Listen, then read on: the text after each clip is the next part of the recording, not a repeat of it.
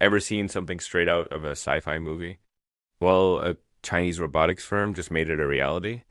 A video showing hundreds of humanoid robots marching together in perfect unison has gone viral. And honestly, it's both amazing and a little bit unsettling. This isn't a CGI-filled movie trailer.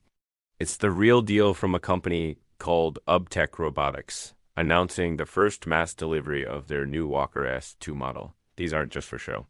They're designed for factory jobs and can even swap their own batteries.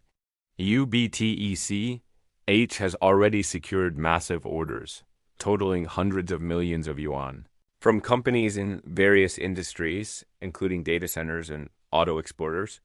Online, people are divided. Some are blown away by the technology, while others are worried about what this means for human jobs. What do you think? Are we witnessing the future of labor or the beginning of a robot takeover?